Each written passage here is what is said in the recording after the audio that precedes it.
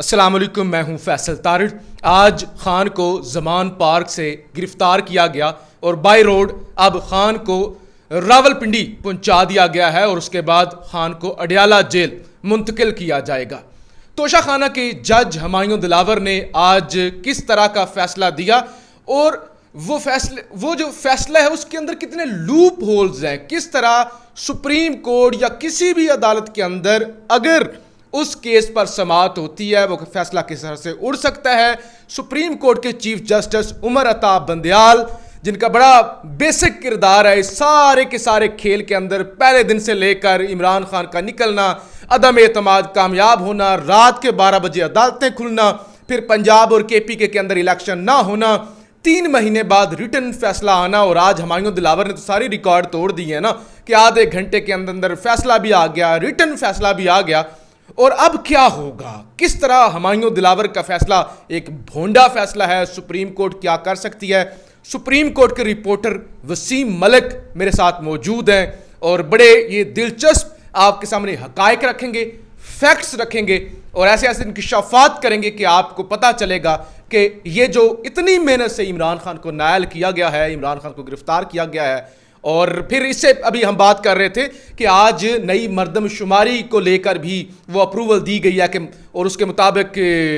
جو ہے وہ مارچ 2024 تک الیکشن ڈیلے ہو جائیں گے۔ کہ تو کس طرح سے طاقتور حلقوں نے ایک کھیل کھیلا ہے، ایک بھونڈے سے ایک فیصلے میں خان کو گرفتار کروایا، یہاں پی ڈی ایم سے اپنی شرائط منوائیں اور اس کے بعد جو صورتحال ڈیولپ ہو رہی ہے۔ بہرحال وسیم ملک صاحب سے بات کرتے ہیں۔ ملک صاحب، یہ کیا کیا ہے، آپ پچھلے 2-3 سالوں سے عدالتوں کو کور کر رہے ہیں، یہ فیصلہ آپ کو کیسا لگا؟ اچھا، سب سے پہلے نا آج کا جو فیصلہ تھا یا آج سے پہلے جتنا بھی توشہ خانہ کا یہ ٹرائل چلا، میرا تھوڑا سا تجربہ ہے، یہ ہم سے وہ لوگ سینئر جنہوں نے اپنی زندگی بتا دی ہے عدالتوں کو کور کرتے ہوئے، نواز شریف کا ٹرائل بھی دیکھا، باقی معاملات بھی دیکھے، وہ بھی حیران پریشان اور سر پکڑ کے بیٹھے ہیں کہ یہ سب کچھ ہوا کیا ہے۔ میں تھوڑا سا کمپیریزن آپ کے سامنے رکھتا ہوں، چونکہ آج کل سپریم کورٹ میں بھی فوجی عدالتوں کا حوالے سے میں نے دیکھا کہ فوجی عدالتیں کس طرح کام کرتی ہیں۔ تارڑ صاحب، نہ تو فوجی عدالتوں میں فیئر ٹرائل ہوتا ہے، نہ فوجی عدالتوں میں ڈیو پروسیس کو فالو کیا جاتا ہے، فوجی عدالتوں میں سمری ٹرائل کیا جاتا ہے، فوجی عدالتوں کے فیصلوں میں پراپر ریزننگ نہیں لکھی جاتی۔ اب یہ میں بتا رہا ہوں آپ کو فوجی عدالتیں۔ اب ذرا تھوڑا سا ریکال کریں عمران خان کا توشہ خانہ کا کیس۔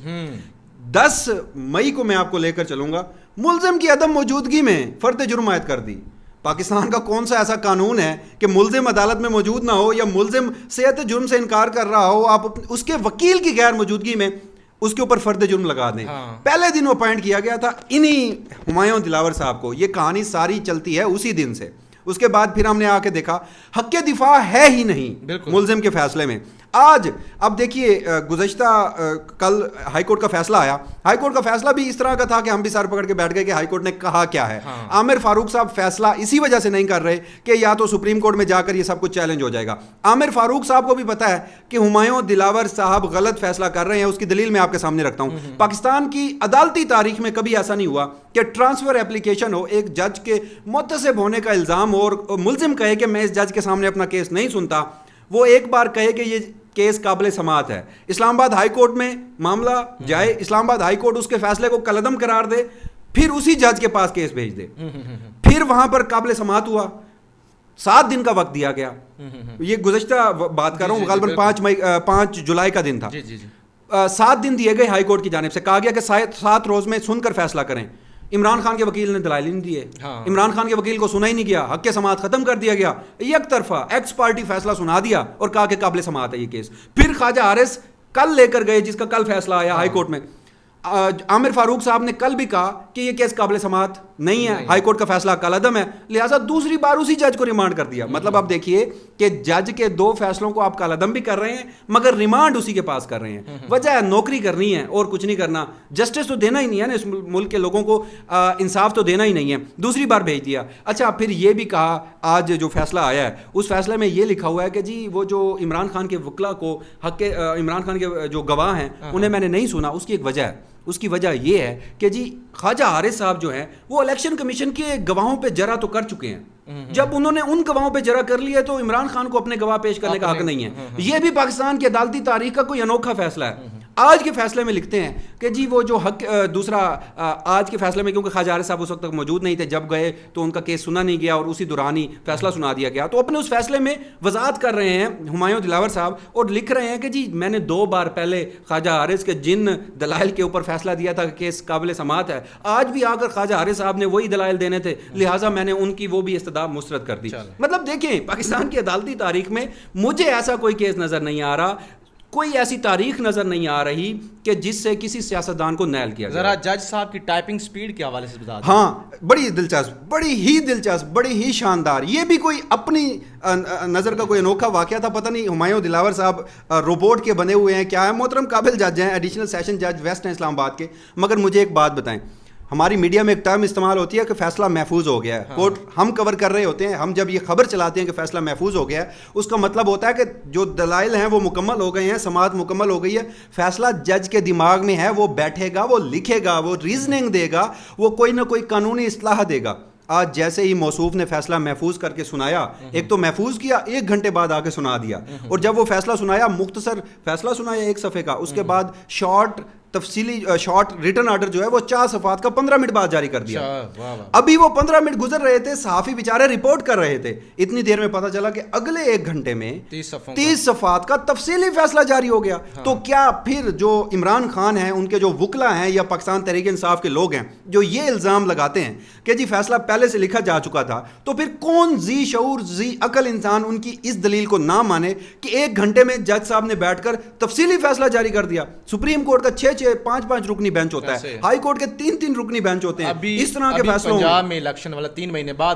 بعد، اور اس کے علاوہ بھی جج کو فیصلہ لکھنے میں وقت درکار ہوتا ہے، اس کے باقی بھی بہت سارے معاملات ہوتے ہیں، بہت سارے کیسز ہوتے ہیں۔ تو اس سے ان تمام واقعات سے، تمام محرکات سے ایک چیز واضح ہے کہ ان جج صاحب کو اسپیشل اسی ڈیوٹی کے لیے اسائن کیا گیا تھا۔ اور ابھی دیکھیے ایک اور مزے کی بات، سپریم کورٹ میں 2 بار یہ جسٹس یحییٰ افریدی کی سربراہی میں 3 رکنی بینچ نے کیس سنا ہے، انہوں نے کہا کہ ٹھیک ہے ہم ٹرائل کورٹ میں مداخلت نہیں کر سکتے، یہ جو اختیارات ہیں یہ ہائی کورٹ کے پاس ہیں، مگر ہائی کورٹ اور سپریم کورٹ بائی بک چلیں، بائی لا فیصلہ کریں۔ اور مجھے ایک بات بتائیے کہ جب عامر فاروق صاحب نے کل کہا کہ حق دفاع کے حوالے سے میں اگلے ہفتے کے لیے نوٹس جاری کر رہا ہوں، تو ابھی حق دفاع بحال ہو جائے، ممکن ہے اگر حق دفاع بحال ہو جائے تو پھر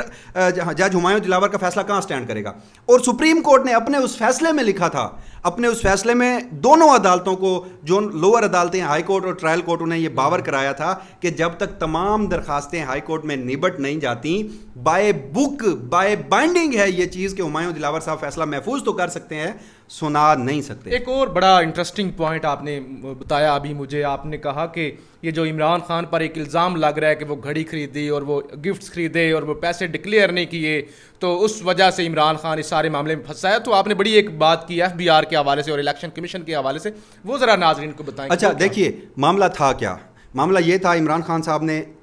جو توشہ خانہ سے تحائف ہیں وہ چوری نہیں کیے، وہ بیچے ہیں، وہ بیچ کے ان کے پاس جو رقم آئی ہے اس سارے کا معاملہ تھا۔ اب ہوتا یوں ہے کہ کوئی بھی سیاستدان ہے وہ جب اپنے ایسٹ ڈکلیئر کرتا ہے، الیکشن کمیشن کوئی بینک نہیں ہے، الیکشن کمیشن کا کیا کام ہے انتخابات کروانا، اور جو ہمارے جن لوگوں کو ہم منتخب کر کے پارلیمان میں بھیجتے ہیں ان کے جو ٹیکنیکل معاملات ہیں وہ ڈیل کرنا۔ FBR میں عمران خان صاحب نے ان گھڑی کے متعلق، کف لنکس کے متعلق جتنے بھی تحائف بیچے تھے، تمام تر سٹیٹمنٹ، جس میں یہ آپ کو بڑے وثوق سے کہہ رہا ہوں کہ عمران خان صاحب نے تمام رسیدیں، عمران خان صاحب نے تمام ٹیکس، جب پیسہ بینک میں آتا ہے تو ٹیکس کٹ جاتا ہے، اس کے بعد تمام ویلتھ اپنی FBR میں ڈکلیئر کی ہوئی ہے۔ آپ کو پتا ہوگا کہ اس پورے آپ جب دیکھتے ہیں نا توشہ خانہ، اس میں کہیں FBR کا ذکر نہیں آتا،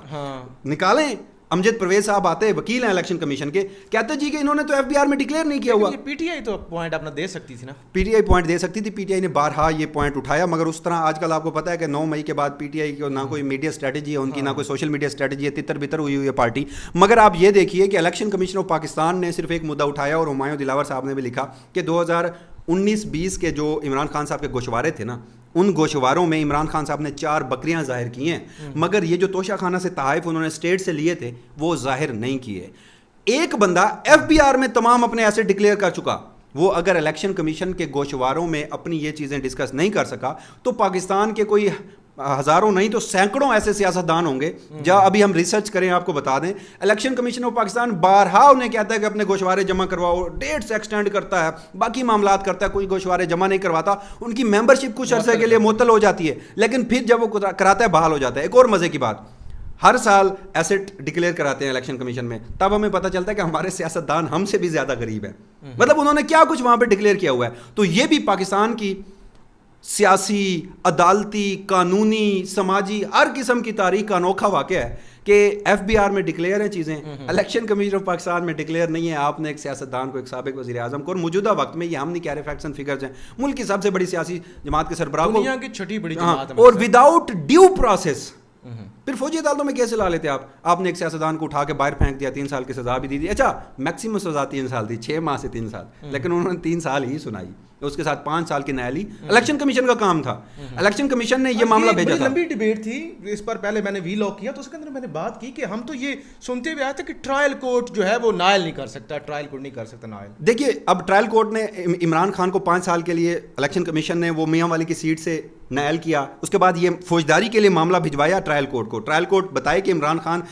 قانونی طور پر ضابطۂ فوجداری کے تحت کوئی جرم انہوں نے ان سے سرزد ہوا ہے یا نہیں ہوا. جب یہ فیصلہ الیکشن کمیشن کے پاس جاتا, الیکشن کمیشن اپنی اسیسمنٹ کر کے اس کے بعد ان کو کوئی نیالی کی سزا دیتا. یہ بھی پاکستان کی سیاسی تاریخ کا انوکھا واقعہ, عدالتی تاریخ کا, کہ 3 سال کی قید بھی سنا دی اور اس کے ساتھ ساتھ کیا کیا کہ 5 سال کے لیے نیل بھی. یہ ملک صاحب آپ نے سارے لوپ ہول بتا دیے, یہ ساری جو بھونڈی کاروائیاں ہمایوں دلاور صاحب کی وہ بھی قوم کے سامنے آ گئیں. اب صورتحال یہ ہے کہ خان گرفتار ہے, لوگ 9 مئی کو بھی خان گرفتار ہوا تھا, آج 5 اگست کو بھی گرفتار ہو گیا, احتجاج کر رہے ہیں, سڑکوں پر ہیں, کالز دی جا رہی ہے, یہ کور کمیٹی کی میٹنگ بھی ہوئی ہے, پورا من احتجاج کیا جائے گا. ظاہر ہے پی ٹی آئی کے لوگ ڈرے ہوئے ہیں, وہ 9 مئی کا جو واقعہ اس کے بعد سے لوگ شاید اتنی تعداد میں نکلے بھی نہیں ہیں. اب جب یہ ساری بھونڈی کاروائیاں آپ نے اپنی زبانی گنوا دی ہیں بطور رپورٹر, اب پاکستان کے اندر سب سے بڑی عدالت تو سپریم کورٹ ہے, سپریم کورٹ سے رجوع بھی کیا گیا ہے, کیا لگتا ہے بندیال صاحب کیا کریں گے؟ دیکھیے اگر میں اپنی ذاتی حیثیت میں بتاؤں تو میں بڑا مایوس ہوں پاکستان کی عدالتوں سے. بندیال صاحب سے ملٹری کورٹس کا فیصلہ تو اب تک ہو نہیں پایا. مطلب آپ دیکھیے کہ 102 لوگ, 102 خاندان ایسے ہیں جن کے فرد ملٹری کورٹ میں ان کے ٹرائل کے لیے ایک دن چیف جسٹس صاحب آ کے فرماتے ہیں کہ جب تک عدالت کو آگاہ نہیں کیا جائے گا ملٹری میں ٹرائل شروع نہیں ہوگا عدالتوں میں. اٹارنی جنرل صاحب کہتے ہیں بالکل نہیں ہوگا, آپ کی گزارشات پر عمل کیا جائے گا. کچھ لمحے بعد ہمارے افواج کے ترجمان آتے ہیں اور کہتے ہیں کہ ملٹری کورٹ میں ٹرائل شروع کر دیا گیا ہے, مگر اٹارنی جنرل صاحب خیر ابھی بھی بضد ہیں کہ ٹرائل نہیں ہوگا. تو جب بندیال صاحب ایک ججز کی چھٹیاں, انصاف چھٹیوں پر ہے, ججز نے کہا کہ ہم نے اپنی چھٹیاں گزارنی ہے, 1 مہینے بعد آئیں گے, اس فیصلے کو دیکھیں گے, وہ فیصلہ نہیں ہو پایا. عمران خان صاحب متعدد بار سپریم کورٹ میں گئے. ہاں سپریم کورٹ کے لیے تھوڑی سی مشکل یہ ہے کہ جو آپ کہہ لیں کہ ایڈمنسٹریٹو پاورز ہیں وہ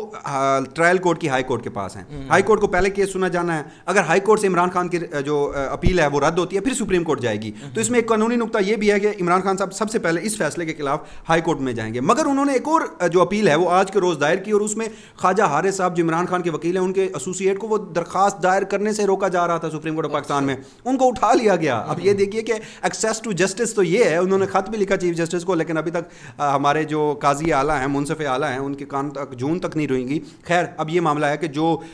کل کا فیصلہ تھا کہ دوسری بار اسی جج کو ریمانڈ کے لیے بھیجا جا رہا ہے کیس جو ہمارے خلاف پہلے ہی فیصلے دے رہا ہے اور جو دھمکی دیتا ہے سر عام, کہتا ہے دلائل دو نہیں تو فیصلہ محفوظ. یہ بھی ہماری عدالتی تاریخ کا پہلے ہی جج ہیں کہ کہتے ہیں دلائل دو نہیں تو فیصلہ محفوظ. تو ان کے خلاف گئے ہوئے ہیں. خیر آج اعتراضات لگے تھے, کچھ وہ عمومی نوعیت کے تھے, وہ انہیں درست کیا جا سکتا ہے. تو اگر وہ case supreme court of Pakistan میں سوموار, منگل, بدھ یا آئندہ عدالتی ہفتے میں لگتا ہے اور اس میں جو عامر فاروق صاحب ہے ان کا وہ فیصلہ کہ دوسری بار اسی جج کو ریمانڈ کیا گیا وہ کالعدم قرار دیا جاتا ہے, تو یہ فیصلہ سارا اڑ سکتا ہے. تو اب یہ خیر اعلیٰ عدالتوں پہ ہے کہ جس وقت اس طرح ہمیں بھی پتہ ہے کہ یہ جو کیس ہے یہ عمران خان کو توشہ خانہ کی سزا دی گئی ہے یا کوئی اور سزا دی گئی ہے. سو اگر ججز چاہیں پاکستان میں لا اور قانون اگر کوئی ہے اور اگر کسی سیاستدان کو وہ پہلی بار سٹینڈ لے کر نیالی سے بچانا چاہیں تو بچا سکتے ہیں, بال ان کی کورٹ میں. بہرحال جی بہت شکریہ وسیم ملک صاحب, آپ لوگوں نے خود دیکھ لیا وسیم ملک صاحب نے جو پوائنٹ آپ کے سامنے رکھے کہ جس طرح سے ملٹری کورٹس کے اندر ٹرائل ہوتا ہے سیم اسی پروسیجر کو فالو کرتے ہوئے ہمایوں دلاور صاحب نے, ایک سول جج نے جو ہے وہ اسی طرح سے ٹرائل کیا, اسی طرح سے عمران خان کو وہ گرفتاری نائلی ساری ایپیسوڈ ہو گئی. پھر بھی پاکستان کے اندر تو اس وقت تمام لوگوں کی نظریں بندیال صاحب پر ہیں کہ بندیال صاحب اس پہ وہ جو ایک پاکستان کے اندر تماشے کا آغاز انہوں نے کیا تھا، بہرحال تو وہ اس تماشے کو ختم کرتے ہیں. اسی طرح سے چلتا رہے گا. پاکستان زندہ باد.